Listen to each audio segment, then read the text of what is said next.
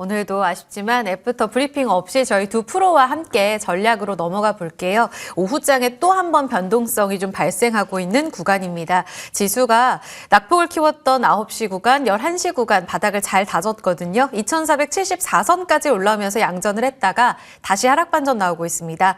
약보합권에 2468선, 오늘 종가상으로 70선을 지키기엔 조금 아쉬워 보이는 흐름이고요. 코스닥도 마찬가지입니다. 829선까지 올라가면서 2시 20분경에 좀 낙폭을 많이 줄였었거든요. 현재는 다시금 1.2%의 하락, 826선까지 내려와 있는 흐름 보여주고 있습니다. 오전장에 한 차례 보여줬던 오후장이 종가 다가서면 다가설수록 다시 한번 확인되고 있습니다. 그나마 다행인 건 오늘 환율이 좀 오르는데도 불구하고 코스피 현물 쪽으로는 매도, 외국인 쪽의 매도가 크지 않고요. 외국인 선물 시장에서는 특히 4,300억 원의 매수 우위를 보여주면서 어제 이어서 꾸준히 매수 들어오고 있다는 점도 눈여겨봐야겠습니다. 다만 코스닥이 양매도가 조금 부담스럽네요. 자, 오늘은 안 좋은 분위기겠죠. 낙폭을 줄여갔다가 다시 흔들리는 모습 두 프로가 어떻게 해석하는지 궁금합니다. 정태근 미르경제연구소 이사, 송태현 유한따증권 과장입니다. 어서 오세요. 네, 반갑습니다. 안녕하세요. 네, 반도체와 2차 전지 변동성이 커지면서 지수는 답보 상태구나 싶습니다. 반등다운 반등은 지나간 건가? 라는 생각이 듭니다. 정 이사님, 지난주에 네. 지난 수요일에 낙폭이 커지면서 어느 정도 바닥을 다졌다 하셨는데 바닥은 나왔는데 반등은 아닌 거예요? 이거 어떻게 해석합니까? 질문에 답을 주셨네요. 맞아요? 네. 근데 반등. 바닥을 다지는 네. 이 힘이 왜 이렇게 약하죠? 그냥 긴가민가인 거죠. 긴가민가. 그 개인적으로 좀 아쉬운 게 네. 그 지난주 이제 목요일 날 제가 거의 바닥에 왔다가 말씀드렸는데 저는 개인적으로 차라리 지난주 목요일 같은 경우도 이제 수요일처럼 그냥 그런 변동성을 깔끔하게 줬으면 진짜 정말 깨끗하게 끝이 났다는 봐요. 그런데 다음날 도치가 나오게, 그 소위 말하는 그 십자가 모양 도치가 나오게 되면서 애매하게 만든 부분은 좀 있어요. 저도 개인적으로 이게 좀 불만이에요. 코스피 기준 말씀하시는 거죠? 네네. 그래서 그 코스피 기준 말씀드린 거고, 코스닥 같은 경우는 2차 전지가 아니었으면 아마 이렇게까지 변동성이 안 나왔을 겁니다. 2차 전지 때문이라고 생각을 하고, 네. 그리고 어차피 하락은 코스피부터 나온 상황이기 때문에 코스피 기준을 말씀을 좀 드려야 될 것 같아요. 네. 그래서 뭐 다시 얘기를 좀 이어가자면은 그런 부분이 좀 아쉬워요. 그래서 항상, 그래서 제가 지난 시간에 한번 말씀드렸는지 정확히 기억은 안 나지만 항상 이제 지수 같은 경우에 바닥 구간에서 어떻게 이제 패턴을 만들고 돌아서는지를 한번 살펴보게 되면은 네. 보통 깔끔하게 갈 때가 정말 이제 코로나 때 한번 예를 들게 되면은 하락 끝자락에서 마이너스 8%, 지수만 마이너스 8%가 나왔잖아요. 정말 최악이었거든요. 네. 근데 결국 그게 이제 변동성, 그게 결국 이제 바닥이 나오게 되면서 깔끔하게 올라갔어요. 근데 그 얘기를 왜 하느냐. 네. 차라리 그렇게 됐다라면은 지금 이렇게 시장이 지지부진 이렇게 막 긴가민가 왔다 갔다 오락가락 이렇게 제가 볼 때는 안 했다라는 거죠. 그렇기 때문에 조금 더 이제 시장이 긴가민가 하다 보니까 바닥을 다지는 구간이 조금 더 필요할 뿐인 거고, 그리고 그 구간 속에서 2차 전지가 또 이제 난리지 않습니까? 그러다 보니까 좀 변동성이 나오다 보니까 투자 심리가 이제 더 많이 흔들리고 있다고 봐요. 일단 코스피 같은 경우는 명확하게 말씀드릴 수 있는 부분이, 자, 1월 3일 날 외국인 선물 매도가 12,000개인가요? 나오게 되면서 지수가 2.3% 하락을 하게 되면서 하락이 출발했거든요. 네. 그럼 반대로 하락 구간에서 똑같이 그런 현상이 나옵니다. 1월 17일 날 시장이 2.4%가량 하락을 했고 외국인 선물 매도가 제 기억이 맞다면 15,000계약 정도 이상이 나왔었거든요. 네. 근데 제 경험상 일정 구간 하락이 나오고 난 다음에 이 하락의 끝자락에서 대량의 선물 매도가 나오게 되면은 그게 도리어 바닥으로 작용되는 경우가 상당히 많았어요. 요거는 그게 올해 또 언제 있었냐면은 이게 반대로 봐야 되는데 요거는 반대였습니다. 2024년 8월 1일 날 요때 외국인의 대량 선물 매수가 들었었거든요. 근데 네. 그때 지수가 2668포인트 고점이었어요. 그 작년 8월 달에. 그러니까 많이 오른 상황에서 지금 상황에서 왜 대량 선물 매수가 들어오지? 많이 하락한 구간 속에서 왜 지금 세금 선물에 대량 매도가 나오지? 이게 역발상으로 봐야 돼요. 그때는 무조건 역발상으로 보시는 게 맞습니다. 그래서 그런 분 있고 지금 보시면 아시겠지만 오늘 외국인 선물 매수가 들어오잖아요. 네. 그러니까 그때 당시에 급격하게 시장이 하락을 하고 난 다음에 이제 외국인의 외국인의 현물 매수가 들어오게 되면서 소위 말하는 현물 가격이 올라가게 되면서 선물 매수가 들어올 만한 그런 여건들을 만들었다는 거예요. 그래서 지금 외국인의 선물 매수가 들어오게 되면서 지수를 방어를 하고 있다. 이렇게 좀 보시면 되고요. 네. 그리고 프로그램 같은 경우도 날짜를 보게 되면 1월 17일 기점으로 해서 매도에서 매수 전환이 됐어요. 네. 그리고 중요한 건 차익 거래가 아니라 비차익적으로 들어오고 있거든요. 비차익적으로 들어온다라는 건 네. 외국인들이 특정 종목으로 집중적으로 매수한 건 아니지만은 대형주를 바스켓에서 전반적으로 사고 있다는 겁니다. 그렇기 때문에 이 외국인 현물 매수가 들어오게 되는 상황들이 되고 그러면서 현물 가격이 올라가게 되면서 이제 선물이 싸지는 그 착시효과가 발생되는 거죠. 그러면서 외국인 선물 매수가 최근에 들어오는 거라고 보시면 돼요. 그래서 결론은 뭐냐면은 2차 전지에 대한 변동성만 마무리가 되게 된다면 제가 봤을 때 시장의 안정을 찾을 가능성은 상당히 높다라고 봅니다. 근데 그렇다고 해서 V자 반등은 기대하기 힘들어요. 아마 완만하게 천천히 제가 봤을 때 올라가지 않을까 생각이 들거든요. 그래서 그런 구간들 속에서 아마 좀 시장이 좀 힘들게 할 겁니다. 항상 시장 하락의 끝자락이라든지 이렇게 상황이 안 좋을 때는 항상 힘들게 하거든요. 그래서 그런 부분들은 좀 감내를 하시고 어쨌든 지금 구간은 절대 쫄 필요가 없는 구간입니다. 쫄 필요가 없는 구간들이고 2차 전지가 많이 하락을 하게 되면서 투자 심리가 좀 흔들리는 부분들이 있겠지만은 결국 과거 사례를 봤을 때 이런 것도 다 지나고 나면은 이게 바닥이었구나 라는 후에는 적어도 우리가 하지 말았으면 좋겠다는 그런 말씀을 드리고 싶습니다. 그렇기 때문에 지금은 버티는 자리가 맞는 거지 겁먹을 자리가 아니다. 그리고 시장이 돌아설 것에 어떤 준비를 하게 돼서 어느 섹터를 이제 시장이 반등 줬을 때 안전하게 편안하게 가져갈 것인가 이런 역발상적인 어떤 관점이 필요한 구간이다라고 말씀을 드리고 싶네요. 시장에 뭔가 체력이 단단하면 그 V자 반등에 대한 그런 힘도 강할 때가 있는 것 같아요. 그런데 그 부분도 약한 거예요. 그거보다는 그러니까 네. 아예 그러니까 이번에 이제 2차 전지 같은 경우에 이제 재고평가선 털고 가잖아요. 네. 그리고 예전 현대차 같은 경우도 일시적 충당금 털고 가잖아요. 그러니까 어찌 보면은 이렇게 생각하시면 돼요. 악성 매도 물량은 다 털어내고 더 이상 나올 게 없는 상황을 만드는 거죠. 근데 지난주 목요일 같은 경우는 그런 작업이 있어야 되는데 어정쩡하게 끝나버린 거예요. 애매하게 반등을 줘버리니까 조금 화장실 갔다 조금 찝찝한 그런 느낌이 있는 거죠. 그래서 지금 지난주 목요일이 딱 그렇게 되다 보니까 개인적으로 솔직히 너무 좀 아쉬워요. 네. 정확하게 말씀을 해주셨는데 1월 3일 선물시장 16,000계약의 매도, 1월 17일 12,000계약의 매도를 반대로 통해서 네네 그 위쪽 아래쪽에 그 변곡점을 만드는 것을 확인해 주셨어요. 그러니까 바닥에 대한 확신은 어느 정도 시그널이 나왔는데 V자 반등이 못 나오고 있는 이 상황에 대해서 좀 설명을 해주셨습니다. 2차 전지만 없었더라도 라는 이야기를 하셨는데 송 과장님. 테슬라가 또 한 번 찬물을 끼얹네요. 그러니까 간밤 실적이 발표되면서 시간에서 테슬라도 고꾸라졌습니다. 지금 정규장에서 오늘 밤에 $200를 지켜줄지 여부도 봐야 될 것 같은데 사실 테슬라 실적 안 좋을 거라는 거는 많은 IB 쪽에서 전망을 내놨잖아요. 그럼에도 불구하고 우리 시장이 이렇게 크게 타격을 받을 일인가? 오늘 LNF 10%의 급락, 에코프로도 종가상으로 50만 원 지킬지 모르겠어요. 하방 더 열릴까요? 단기적으로는 더 열릴 수 있어요.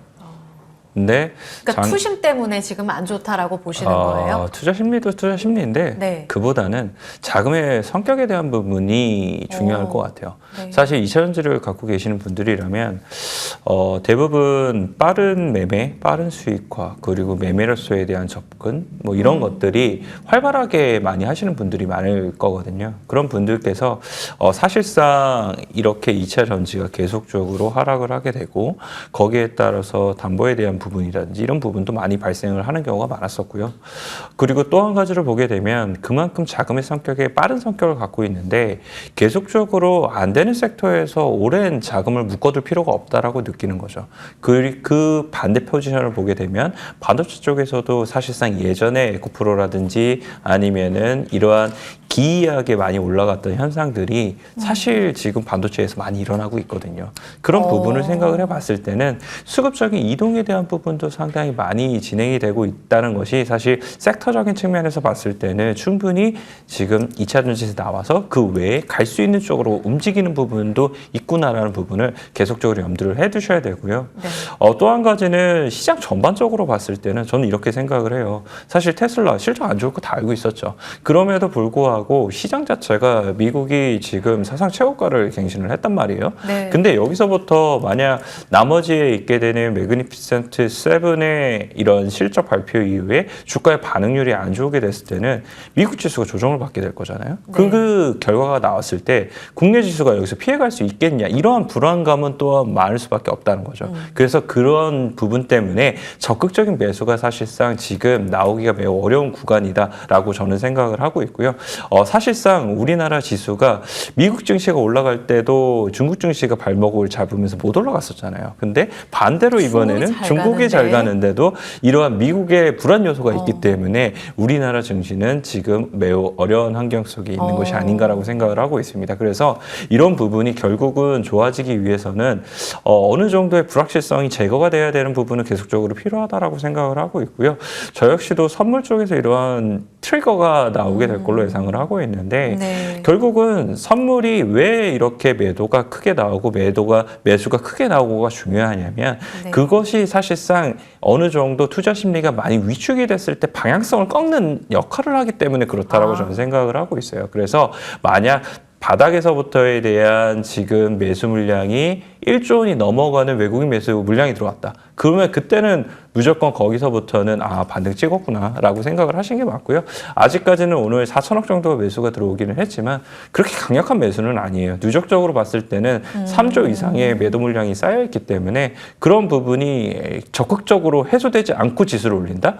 그런 것은 사실 없습니다. 왜냐하면은 그만큼 선물에서의 손실폭이 나오기 때문에 외국인들이 그걸 자시하지는 않거든요. 일단은 선물을 먼저 청산을 하고 그때 최대한 지수를 못 올라가게 막는 이런 방법들은 너무나 많기 때문에 사실상 그런 부분이 많다라고 보시면 될 것 같고요. 오늘 이러한 이제 지수의 움직임, 섹터들의 움직임을 보게 되면 일정 부분은 반도체 쪽으로 쏠림도 있기는 하지만 그 외에도 보게 됐을 때는 지금까지 빈집 섹터였던 부분에 흘러 들어감도 상당히 많아요. 금융, 금융, 화학, 이런 쪽이라든지 아니면 자동차, 이런 쪽으로도 들어가는 부분이 많기 때문에 네. 기관들도 계속적으로 포트폴리오에 대한 재조정이 나오고 있는 만큼 지수에 대해서는 빠져봤자 한 번에 더 충격적인 부분 이런 부분은 예상을 할 수 있기는 하겠지만 종목별로 봤을 때는 하단이 크게 열릴 수도 있는 부분도 일부 있습니다. 그래서 종목이 내가 어떤 종목을 가지고 있느냐 그리고 지수의 이런 부분과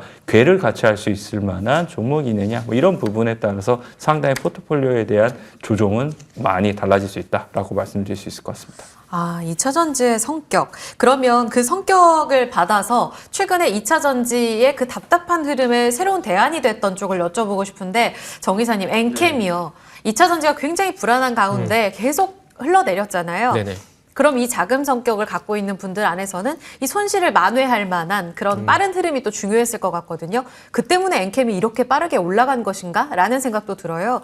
그리고 엔캠 같은 경우에는 전액 관련해서 IRA에 수혜받을 거란 이야기도 초반에 많았잖아요. SK 아이테크놀로지도 비교적 선방하고요. 그러면 2차 전지의 그 부진한 흐름 안에서 이들은 계속 대안이 될 수 있을까에 대한 답은 어때요?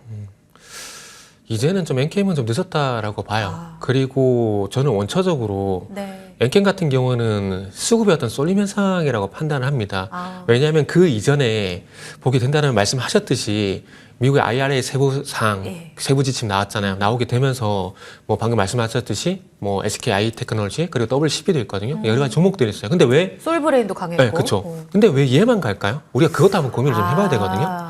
만약에 그 NPC 아니죠. FEOC 여기 관련돼가지고 외국 우려, 수혜가 기업 지정. 모멘텀에 따르면은 그 관련된 종목들 다 가야 정상입니다. 그러나 물론 초반에는 같이 가긴 했지만 다 탈락해버렸잖아요. 탈락해버려서 결국 엔캠만 이번 달까지 계속 상승이 나왔는데 이게 단순히 FEOC로만 설명이 안 돼요. 그러다 보니까 어찌 보면 쏠림 현상으로 설명을 하는 게 저는 그래서 맞다고 생각을 하거든요. 그러다 보니까 가장 먼저 쏠림 현상이라고 말씀을 좀 드리고 싶은 부분들이고 그리고 엔캠 같은 경우는 이제 지금은 만약에 저라면은 저는 접근 안 할 것 같습니다. 왜냐하면은 저 개인적으로 고점 신호는 여러 가지가 있지만 그 중에서 하나만 참고사항 말씀드리면은 저는 그 기존 그 종목들이 기존 추세가 있었는데 그 추세를 뛰어넘는 변동성이 나오게 되면 저는 그때 고점 신호로 저는 판단을 하거든요. 물론 더 가는 경우도 있지만 그게 제 원칙입니다. 그 원칙상 봤을 때 엔캠은 모르겠어요. 하락이 나오지 않는다고 하더라도 굳이 여기 들어가서 지난 11월 달부터 지켜본 바 아마 지금 들어가신 분은 그런 부분을 기대하지 않을까요? 근데 그런 부분들이 나오지 않을 가능성이 상당히 높다라는 거죠. 그렇기 때문에 저는 개인적으로 접근하고 싶지 않다라는 말씀을 좀 드리고 싶고 요즘 와서 이렇게 예전에 부정적으로 말씀드렸던 악플이 되게 많이 달렸었는데 요새는 이제 조금 많이 좀 바뀌었더라고요. 그래서 대안이 뭔지 이런 것도 많이 여쭤보시고 하시는데 맞아요. 그래서 오늘 모 방송에서 한번 질문을 받아가지고 요 종목을 좀 말씀드렸거든요. 현대 BNG 스틸. 요게 2차 전지가 아니라 시장의 대안으로 보시는 거예요? 아니면 그러니까 2차 전지도 결국 죄송합니다. 전기차라는 전 카테고리 안에 있다고 보고 있거든요. 네네. 그러면 이 전기차라는 전체 카테고리 안에서 2차 전지도 포함을 시키고 전기차도 네. 포함시키고 뭐 그와 관련된 뭐 산업들 포함시키게 된다라면 예. 근데 변씨들이 말씀드리고 싶은데 왜 말씀드리냐면은 이게 성림 첨단 산업이란 기업이 현대차 계열사인데 지금 IPO를 준비를 하고 있거든요. 네. 여기에 근데 국내 최대 그 히토류 관련된 사업을 하고 그 국내 최대 히토류 연구체 맞죠, 과장님? 네. 그래서 그걸 알고 있는데 여기 최대 주주예요, 현대비엔시스텔이. 그래가지고 지금 요게 그 이슈를 해가지고 1월 2일날 상한가하고 난 다음에 주가가 잘 버티고 오늘 살짝 위쪽으로 가려고 이제 고개를 틀고 있는 상황이거든요. 네. 그래서 꼭 2차 전지 내 뭐 양극재 기업, 뭐 셀 3사 이런 게 아니라 전기차라는 큰 바운더리 안에서 이제 대안이 될 만한 게 있냐라는 지금쯤에서 있냐라고 물어보게 된다라면은 엔캠보다는 요게 좀 더 낫지 않을까라는 부분들은 말씀드릴 수가 있겠죠. 그리고 아까 2차 전지만 없었더라도 이렇게 하시면은 이게 방송 보시면 섭섭해 하세요. 그쵸, 2차 전지가 지금 이렇지만 않아서도라고 하는 게 좋지 않을까 생각이 들고 그리고 그쵸. 시장이 참 디커플링하고 미국이 되고 있잖아요. 예. 되고 있는데 이건 짧게 말씀드릴게요. 제가 너무 말을 많이 네. 하고 있는데 미국하고 왜 차이가 날까요? 이유는 단 한 가지입니다. 지금 뭐 AI 얘기하고 있고 AI 소프트웨어 얘기하고 있는데 실질적으로 우리나라에 그런 기업들이 있나요? MS 같은 기업이 있나요? 아니면 엔비디아 같은 기업? 물론 삼성전자 한시가 있긴 하지만 우리가 새로운 패러다임으로 진입을 했을 때 거기에 부합하는 소위 말하는 대기업, 뭐 대형주가 없기 때문에 제가 봤을 때 이런 디커플링 현상이 발생이 된다라고 봅니다. 그러다 보니까 그와 관련된 기업들이 뭐가 있지? 테마주가 뭐가 있지? 수혜주가 뭐가 있지? 이렇게 하다 보니까 이제 코스피보다는 코스닥 쪽에 반도체 시세가 좀 더 강하게 나온 것이 아닌가라고 생각을 하고 있습니다. 알겠습니다. 2차 전지에 대한 이야기까지 흐름을 들어봤고요. 지금 실적이 좀 업데이트 되고 있는 부분도 짚어드릴게요. 공정공시로 지금 정정 후로 실적 발표가 나오면서 4분기 이익 매출 발표했고요. LG전자 작년 한 해 장사에 대한 성적표도 공개가 되고 있습니다. 4분기의 영업이익은 3,131억 원으로 전년 대비 300% 이상 증가한 것으로 확인이 됐습니다. 증권가에서 적자 지속됐을 거다라고 보는 쪽도 많았었거든요. 크게는 1,500억 원의 적자 나올 수도 있다. 근데 4분기에 이 흑자 확인이 되는 모습 보시면 될 것 같고요. 매출은 23조 1,041억 원, 전년 대비 5.7% 증가한 것으로 확인됐습니다. 잘 했네요. 그래도 컨센보다도 잘 나왔습니다. 지금 잠깐 주가도 점검해 드릴게요. LG전자는 강보합권. 답답하네요. 그러니까 실적이 잘 나와도 사실상 환호하는 종목들이 그렇게 많지가 않은 것 같다라는 생각도 듭니다. LG전자 잠깐 짧게 송 과장님께 여쭤보고 갈게요. 사실 워낙 LG 그룹주들이 다 안 좋았었어요. 뭐 이노텍 포함해서 디스플레이까지. 그리고 LG전자도 가전 쪽으로 워낙 힘들 거다라는 이야기 있었는데 실적 다 털어내는 게 중요하다라고 했잖아요. 생각보다 잘 나온 이 실적은 앞으로 주가에는 어떤 영향 미칠까요? 별다른 영향 없을 거예요, 사실. LG 그룹 자체가 포인트 자체가 별로 좋지 못하기 때문에 지금 동력이 없어서예요? 사실 동력 자체가 많이 없죠. 뭐 AI라든지 반도체라든지 네네. 아니면 로봇 분야에 있어서도 뚜렷하게 로봇이 정말 잘한다. 뭐 이런 것도 아니고 전장 부분이 가장 이제 LG전자의 다음 먹거리일 텐데 그 전장의 수요가 지금 많이 흔들리는 거잖아요. 네. 그래서 그런 부분을 생각을 해봤을 때 LG전자가 단기적으로 실적이 잘 나왔기 때문에 매수를 한다? 얼마만큼이나 수익률을 거둘 수 있을지라는 생각이 많이 들어요. 그래서 그래요? 그런 부분에 의해서 투자를 하시는 분들이라면 내가 원하지 않는 결과가 나올 가능성이 상당히 높다라고 생각을 하고 있고요. 다만 이제 조금 더 장기적인 관점에서 생각을 해봤을 때는 충분히 지금은 접근을 해볼 만하겠죠. 말씀을 하신 것처럼 실질적으로 털어낼 거 털어내고 뭐 그럼에도 불구하고 흑자를 기록을 했다는 건 그만큼 사이클에 돌아 나오게 되었을 때에는 어느 정도 실적에 대한 이 상승력이 더 많아질 테니까 그런 부분에서는 훨씬 더 좋아질 수 있는 부분이 있기는 하겠지만 개인 투자자들이 얼마만큼이나 장기 투자에 대해서 내가 체력을 갖고 있는지 이 부분을 생각을 해봤을 때는 네. 아직은 좀 이른 게 아닌가라고 생각을 하고 있습니다. 그럼 지금 매수 관점은 아니다. 알겠습니다. 너무 잘 나와서 지금 채팅방에도 많이 너무 잘했네 라는 이야기 나와서 환호할 만하지 않나 싶었는데 조금 보수적인 의견도 들어봤고요. 반도체 쪽 여쭤볼게요. 송 과장님 계속해서 이어갑니다. 샘 올트먼 내일 방한합니다. 일정과 함께 주목을 받았던 온센서 AI 어부바가 새로운 이 뉴페로 등장을 하면서 굉장히 강한 시세를 냈단 말이에요. 온디바이스 AR이라든지 지금 2차 전지 그 빠른 매매 대안이 반도체에서도 나타난다라는 이야기를 하셔서 이 부분 그러면 셀 온으로 작용할 그러니까 변동성을 키울 가능성도 있을지 어떻게 볼까요? 그건 가능성도 있어요. 네, 하지만 예측은 어렵습니다. 사실 수급의 세기가 계속적으로 되고 있는 거기 때문에 그런 네. 부분에서는 아직 이 부분에 의해서 세론이 되고 끝난다라고는 말씀을 좀 드릴 수 없을 것 같고요. 네. 사실 제주반도체가 온디바이스 AI의 상징적인 종목이 되게 되면서 바닥에서부터 거의 10배에 가까운 10배거의 움직임을 보였었는데 과연 얼마만큼이나 이러한 온센서 AI 관련돼서 어부바가 많이 움직이고 있기는 하지만 아직 2배 좀 남짓이거든요. 뭐 그런 부분에서 생각을 해봤을 때는 더 충분히 갈 수도? 더 움직일 수도 있다는 거죠.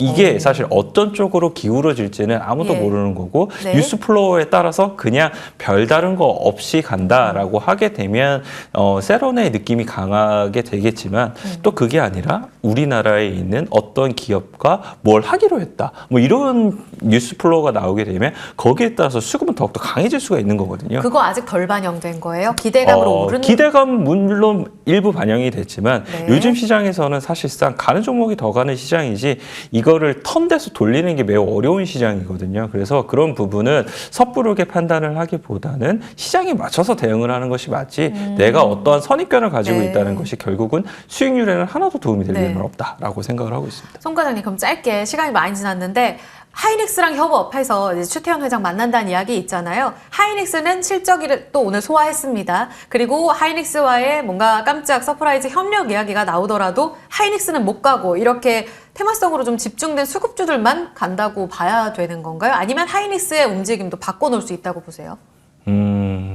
하이닉스는 근데 올라가려면 지수 가야 되잖아요. 근데 아까 말씀드린 것처럼 지수가 불안정하잖아요. 그렇게 되면 실적에 대해서 기대감이 있었던 부분이 어느 정도 충족을 하게 됐고 그에 따라서 누군가는 차익에 대한 욕구가 높아졌을 거예요. 네. 그래서 그런 부분에 의해서 오늘 조금 더 많은 부분 밀리는 것이 아닌가라고 생각을 하고 있고요. 네. 사실상 지수에 대한 부분이 안정이 되게 되고 국내의 지수가 다시 한 번 더 올라가기 시작을 했을 때는 전자와 하이닉스가 필두로 두 종목이 더욱더 강하게 움직일 수 있는 부분도 많지 않나라고 생각을 하고 있습니다. 엔비디아가 사실상 계속적으로 상승이 나오고 있음에도 불구하고 하드웨어 측면에서 계속적인 원탑픽의 자리를 놓지 않잖아요. 네. 그런 부분에서 생각을 해봤을 때는 HBM 자리에서 선두적 지위를 가지고 있고 HBM에 물론 그 후발주자들이 나오고 있기는 하지만 그 후발주자들은 제한적인 부분에 이 MS를 가져갈 거란 말이에요. 그런 부분까지 생각을 해봤을 때는 이 섹터의 끝이 나오기 전까지는 SK 하이닉스는 계속적으로 관심 있게 봐야 되는 종목이 될 수밖에 없다라고 생각을 하고 있습니다. 네, 중심적으로의 위치는 입지는 지속된다. 그럼 자동차 쪽으로 넘어가 볼게요. 오늘 오후장에 시장 낙폭을 빠르게 줄이는 데 기인한 종목들이 바이오와 자동차가 되겠습니다. 현대 실적 발표가 나왔죠. 현대 기아, 또 송 과장님께 한번 질문을 드렸다가 우리 또 자동차 좋아하시는 정 이사님께 질문 갈게요. 서운해 마시고 송 과장님 그 현대차 실적 어떻게 보셨어요? 피크아웃 우려감 계속됐었잖아요. 기아랑 현대 합산 26조 돌파. 이제 도요타를 올해 우리가 넘어설 수 있을까에 대한 기대감은 지속된다면 지금 사도 되는가요? 잘 나올 거라고는 생각하고 있었어요. 왜냐면은 기대하신 대로 나왔어요? 얼마 전에 네. 폭스바겐 실적 발표했거든요. 그 실적 잘 나왔고 그리고 6% 올랐어요. 그래서 분명 이번에도 이번 주간에 자동차 올라간다고 생각을 하고 있었고 그것이 나왔고 그대로 이제 반영이 됐다라고 생각을 하고 있습니다.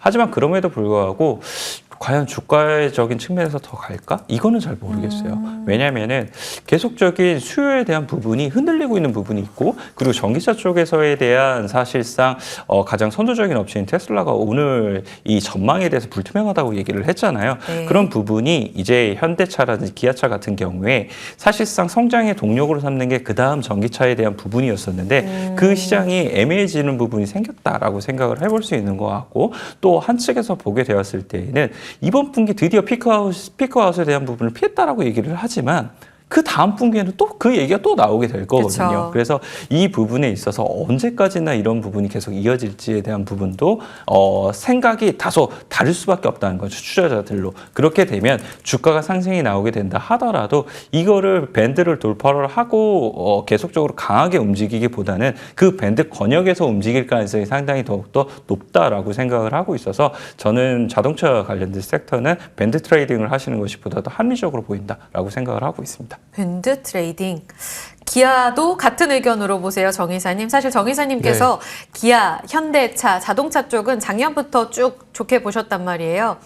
기아는 그중에서 더 매력적으로 보셨단 말이죠. 친환경 모멘텀도 감안한다면 기아가 좀 더 유리하지 않나? 라는 생각도 드는데 확실히 오늘 주가 수익률 측면에서는 더 탄력적입니다. 이유가 있다고 보세요? 저도 뭐 자동차를 좋아하는 거 시기 그때그때마다 틀린 거죠. 잘 갈 것 같으면 좋게 보는 거고 잘 지금은 안 같으면은 어떤데요? 지금은 이렇게 오늘 실적 말씀드리면은 반영해서. 조금 이제 깊게 말씀드리면 좀 어폐갈지 모르겠지만 머릿속 반신반 솔직히 반신반이에요. 반신반. 왜냐하면은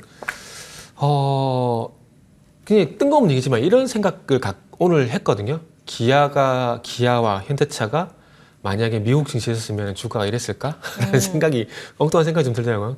어땠을 것 같아요? 저는 현대차 같은 경우는 만약에 미국 시장에 있었으면 30만 원 돌파했다 봐요. 그리고 기아 같은 경우는 10만 원이 이미 돌파하고 가고 있다 봐야 될 거고요. 어떤 의미예요? 우리 시장에서는 재평가를 못 받는다? 재평가를 못 받는다기보다는 상대적 소외.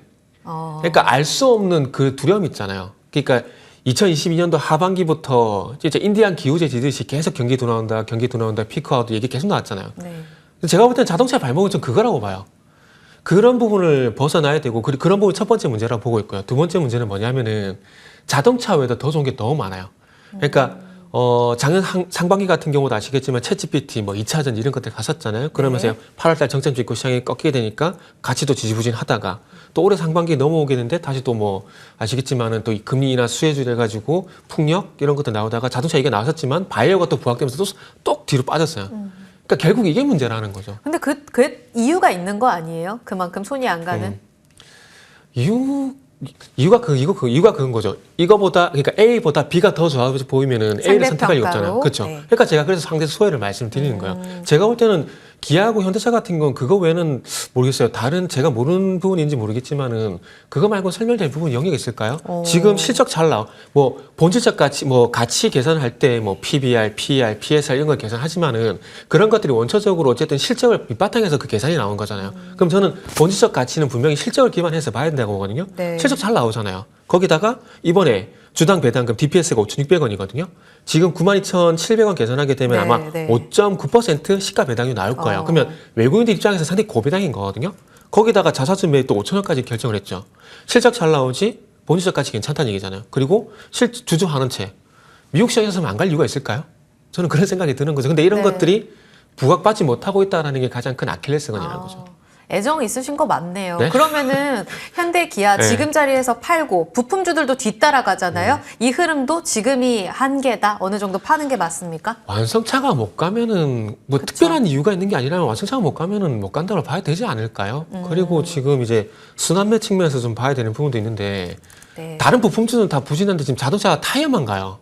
근데 이게 웃긴 게 그러네요. 작년 상반기에 완성차하고 부품주가 갈 때 타이어가 못 갔어요. 아, 그러니까 이런 그들의 이상한 차례가 또 왔다. 또 그런 게 또 있어요. 그러니까 우리나라 주식은 상당히 그러네요. 어려운 게 많은 것들을 보고 이 많은 것들 중에서 뭐 때문에 안 가는지 그리고 뭐 때문에 가는지 네. 그거를 선택하는 게 제가 볼 때 너무 쉽지 않은 시장이라고 봐요.